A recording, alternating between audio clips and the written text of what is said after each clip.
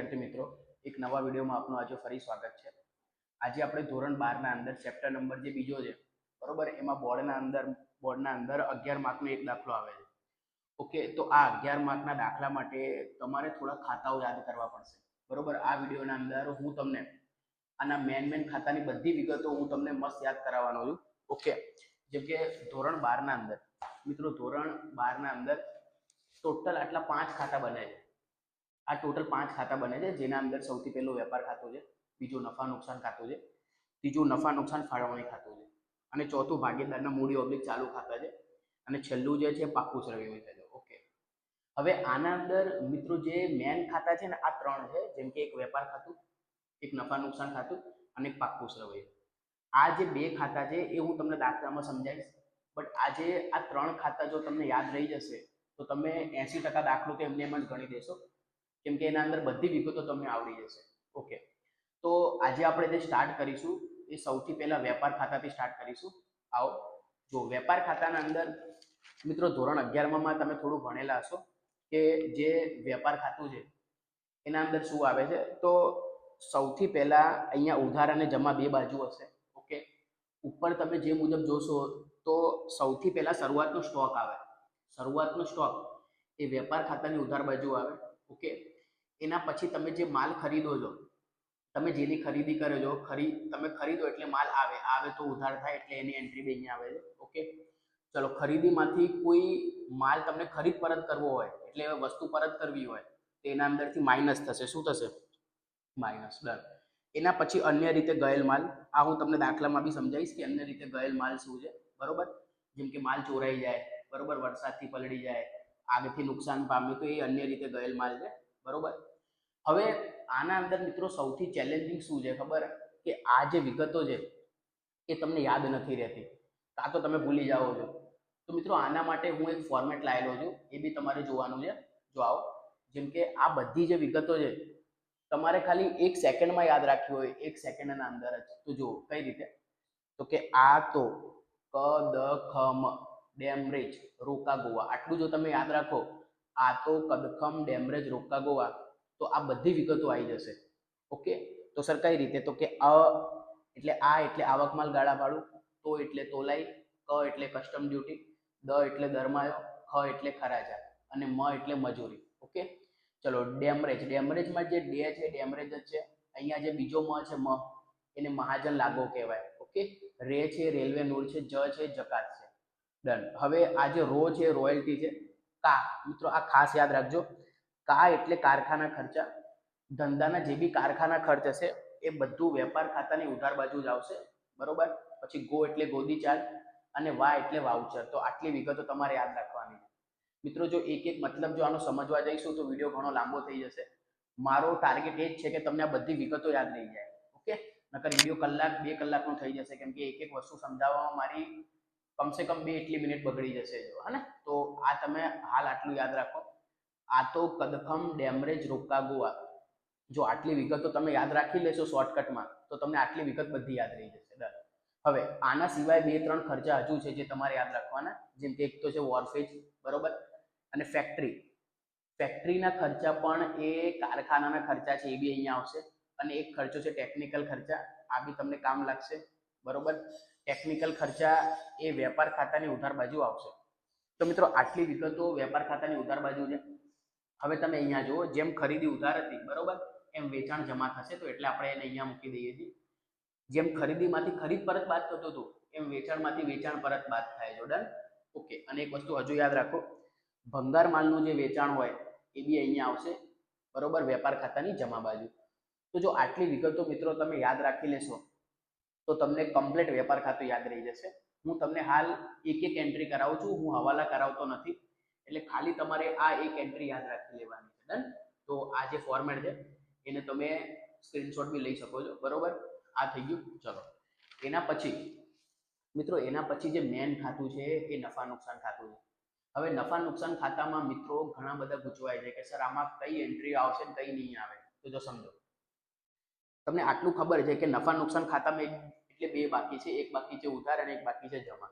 ઉધાર બાજુ છે ને, ઉધાર બાજુ મિત્રો, ઉધાર બાજુ બધા ખર્ચા ને બધું નુકસાન આવે, જેની પાછળ ખર્ચ લાગે અને જેની પાછળ નુકસાન લાગે એ બધું અહીંયા આવશે. આ તમારે કમ્પ્લીટ યાદ રાખવાનું છે. બટ એક વસ્તુને છોડીને અહીંયા જે કારખાના ખર્ચ હતા ને, કારખાના ખર્ચ હંમેશા વેપાર ખાતાની ઉધાર બાજુ આવે.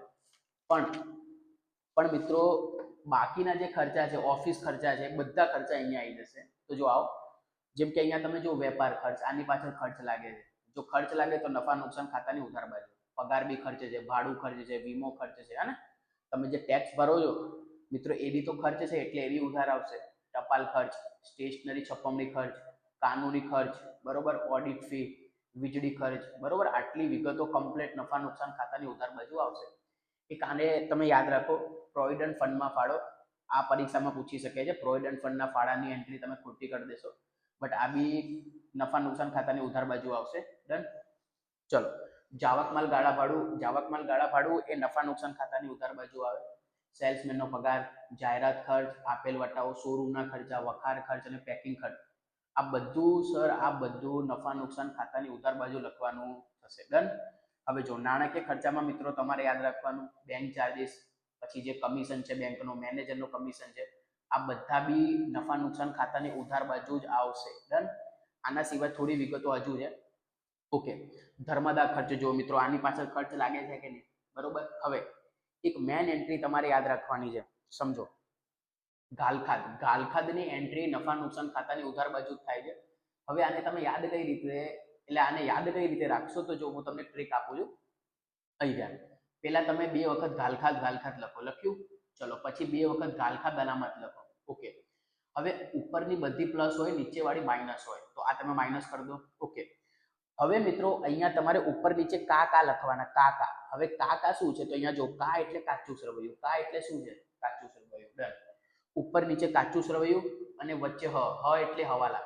મિત્રો આજે અહીંયા મેં હ લખ્યું છે, તમે જોઈ શકો છો. આ જે હ છે એને આપણે હવાલા કહીશું, યાદ રાખજો. ડન. તો આ થઈ ગયું. તો ઉપર નીચે કાકા, વચ્ચે હલવાયા. ડન. તો આને યાદ રાખી લેજો. આ 1 માર્કની એન્ટ્રી પરીક્ષામાં હશે, એટલે હું આને સ્ટાર કરું છું. થઈ ગયું. પછી આગથી નુકસાન, ચોરીથી નુકસાન અને મિલકત વેચાણનું નુકસાન. તો આટલી વિગતો તમારે યાદ રાખી લેવાની. ડન. એમાં ગાલખાદ અનામતનું મેં તમને કીધું, ઉપર નીચે કાકા અને વચ્ચે હલવાયા, એટલે તમારે હ યાદ રાખી લેવાનું. થઈ ગયું. આ વિગતો વેપાર ખાતાની ઉધાર બાજુની છે. જો મિત્રો તમે ખાલી ખર્ચ અને નુકસાન યાદ રાખશો ને, તો બી તમારી 50% વિગતો, 70% વિગતો નફા નુકસાનની થઈ જશે. કેમ કે મોટા ભાગની એન્ટ્રી એવી છે કે જેની પાછળ ખર્ચ લાગે છે, જેની પાછળ નુકસાન લાગે છે. થઈ ગયું? આ ડન. હવે આપણે નફા નુકસાન ખાતાની જમા બાકી બી મોટી કરવાની છે. જમા બાકીમાં મિત્રો કઈ દમ નથી. બસ તમે આટલું યાદ રાખો કે જમા એટલે શું, તો કે સર જેની આગળ મળેલ લાગે, બરોબર, જેની પાછળ ઉપજ લાગે, જેની પાછળ આવક લાગે, આ બધું નફા નુકસાન ખાતાની જમા બાજુ આવે. બીજું કશું જ નથી મિત્રો. તો જો આવો, જેમ કે મળેલ વટાવ, મળેલ ભાડું, મળેલ કમિશન, મળેલ દલાલી. જોવો છો, મળેલ છે, મળેલ આડત. ઓકે. હવે ગાલખાદ મિત્રો તમારી નુકસાન છે, પણ ગાલખાદ પરત તમને પાછી મળે ને, તો એ તમારી આવક બને, એટલે ગાલખાદ પરત. બરોબર. મિલકત વેચાણનો નફો, પસ્તીના વેચાણની ઉપજ, જોવો છો ઉપજ આવ્યો આની પાછળ. ભંગારની ઉપજ, જોવો છો ઉપજ આવે છે. પરચુરણ આવક, તો કે સર આવક બી શું છે, તો કે નફા નુકસાન ખાતાની જમા બાજુ, એ આપણી આવક છે. ઉમેદવારનું પ્રીમિયમ જે છે, આને તમે ખાસ યાદ રાખજો. આ એન્ટ્રી પરીક્ષામાં પૂછી શકે છે, બરોબર. ટેક્સ્ટ બુકમાં એન્ટ્રી નથી, પણ પૂછે છે એક્ઝામમાં, એટલે તમે આ બી લખી લેજો. થઈ ગયું. તો મિત્રો નફા નુકસાન ખાતામાં બી તમે કોઈ ટેન્શન લો નહીં. બસ ખર્ચાઓ બધા ઉધાર હોય અને આવકો બધી જમા હોય.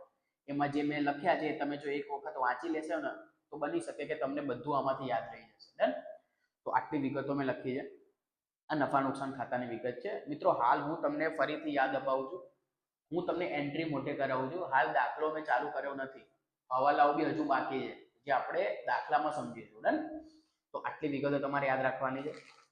હવે મિત્રો સૌથી મોસ્ટ ઇમ્પોર્ટન્ટ જે વસ્તુ છે હવે, એ પાક્કું સરવૈયું છે.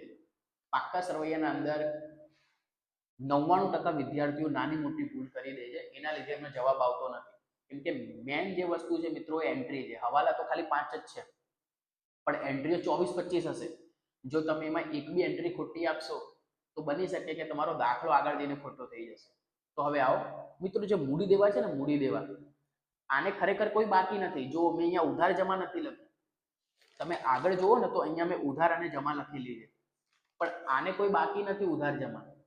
પાકસ રવૈયાને બે બાજુઓ છે જેનું નામ છે મૂડી દેવા આ વાળી, અને અહીંયા છે મિલકત લેણા.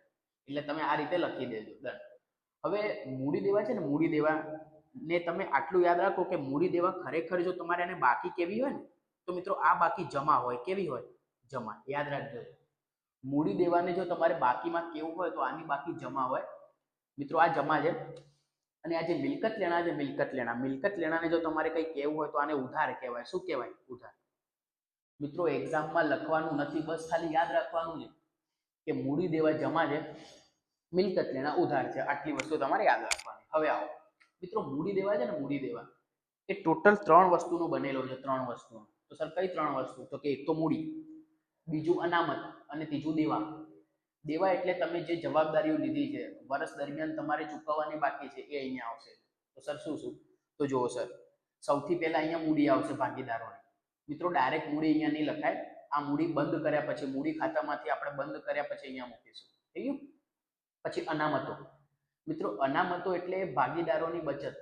ભાગીદારોએ વર્ષ દરમિયાન જે પણ વસ્તુ ભેગી કરી છે એ બધી અહીંયા લખાશે. જો સામાન્ય અનામત, મૂડી અનામત, અન્ય અનામત, આ બધું અહીંયા આવી જશે. ડન. ચલો હવે જવાબદારી. જવાબદારી એટલે મિત્રો તમે કોઈથી ઉછીના પૈસા લીધા છે પણ અત્યાર સુધી તમે એને આપ્યા નથી, તો ભવિષ્યમાં આપવાના હશે, અને જો આપવાના હશે તો તમારી જવાબદારી બનશે. તો સર કઈ? તો કે બેંક લોન. તમે બેંકથી પૈસા લો તો એ તમારું દેવું બને ને. નાણાકીય સંસ્થાની લોન, મિત્રની લોન અને ભાગીદારની લોન, જેના બી પાછળ મિત્રો લોન લાગે એ બધું મૂડી દેવામાં આવશે. ડન. અને ભાગીદારની જો લોન હોય તો એના પર 6% વ્યાજ ગણાય છે. આ હું તમને દાખલામાં સમજાવીશ, બટ હાલ તમે આટલું યાદ રાખો ખાલી. કેટલા ટકા? 6%. ડન. મિત્રો આ જે લોન હતી એ લાંબા ગાળાની હતી. બીજી બી તમારી જવાબદારી છે પણ એ ટૂંકા ગાળાની છે. ટૂંકા ગાળાની તો જો કઈ રીતે? Bank overdraft. મિત્રો બેંક ઓવરડ્રાફ્ટને ટૂંકમાં બીઓડી કહેવાય. શું કહેવાય? બીઓડી. અને એની બાકી જમા હોય. યાદ રાખજો, આ તમે ભૂલતા નહીં. જો બેંકની બાકી જમા હોય તો એ તમારી બેંક ઓવરડ્રાફ્ટ બનશે. શું બનશે? Bank overdraft. હવે લેણદારો. મિત્રો તમે કોઈના જોડેથી માલ ઉધાર ખરીદો તો સામેવાળો વ્યક્તિ તમારો લેણદાર બને છે. કેમ કે તમે એને હાલ સુધી પૈસા નથી આપ્યા, તમે એને ભવિષ્યમાં આપશો, તો આ તમારો લેણદાર બનશે. લેણદારમાંથી એક હુંડી આવે જેને દેવી હુંડી કહેવાય. શું કહેવાય? દેવી હુંડી. થઈ ગઈ. હવે મિત્રો અહીંયા બે વસ્તુઓ તમારે કમ્પ્લીટ યાદ રાખવાની છે.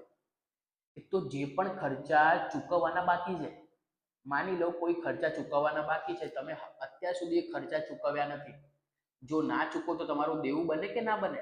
તો કે બને. તો ખર્ચા ચૂકવવાના બાકી એ બી તમારું દેવું છે.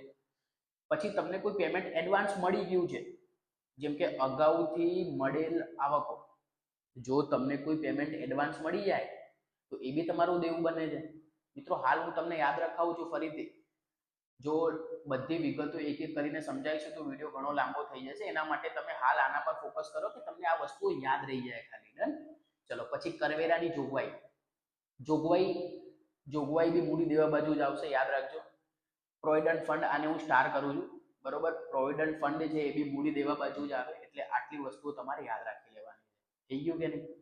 તો આને મૂડી દેવા આપણે કહીશું શોર્ટમાં. જો મૂડી દેવામાં તમારે કંઈ યાદ રાખવું હોય તો મૂડી, અનામત અને દેવા, આ 3 વસ્તુ જો યાદ રાખો તો 3 વસ્તુ અહીંયા લખાશે.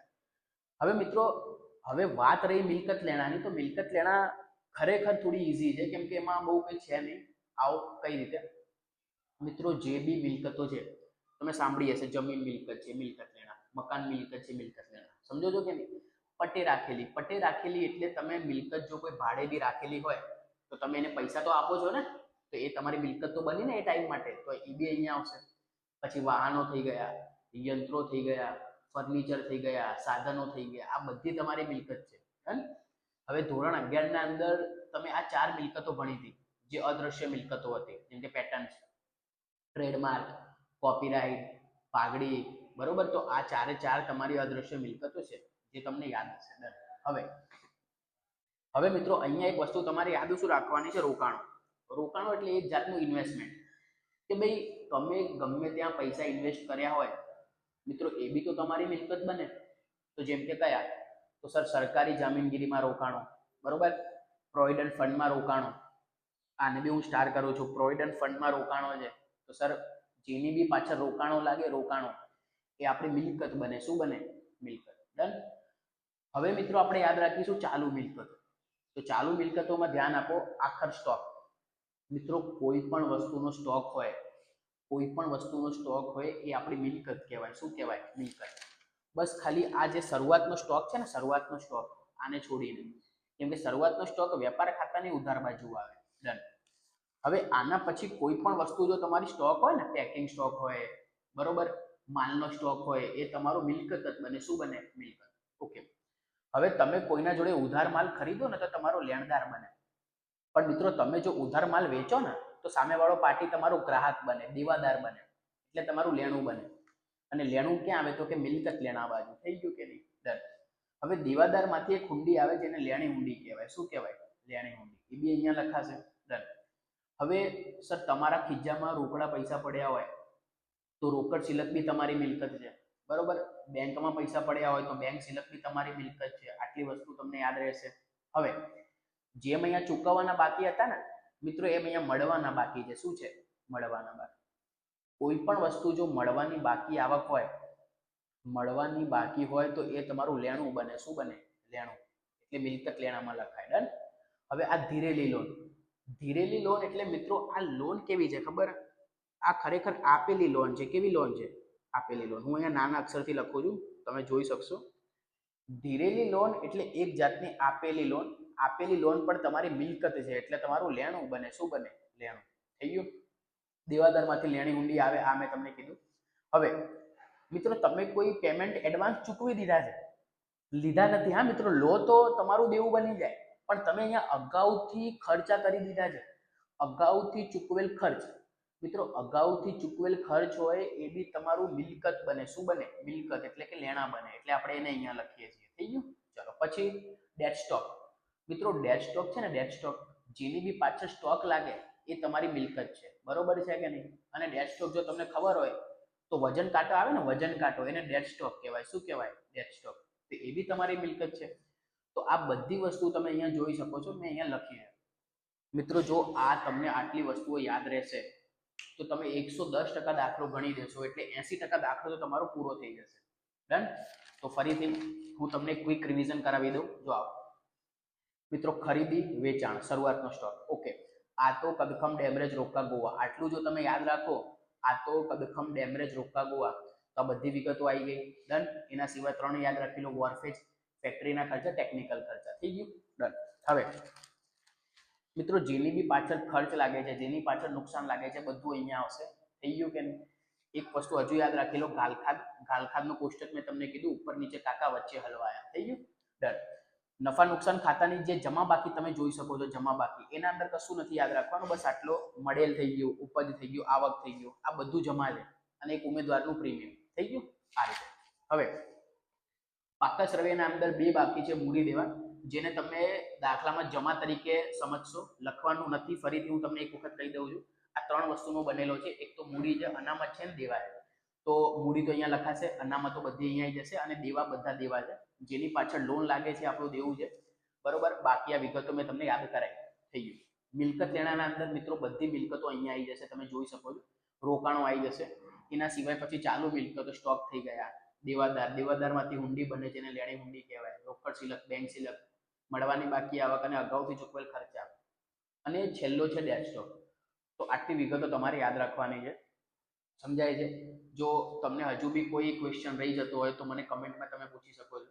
અને જો વિડીયો ગમ્યો હોય તો વિડીયોને લાઇક કરો, આપણી ચેનલને સબસ્ક્રાઇબ કરો, અને બને તો વિડીયોને વધારેમાં વધારે શેર કરો, જેથી આ લોકો સુધી પહોંચી શકે. ઓકે. તો મિત્રો થેન્ક યુ. વિડીયો જોવા બદલ આપનો આભાર.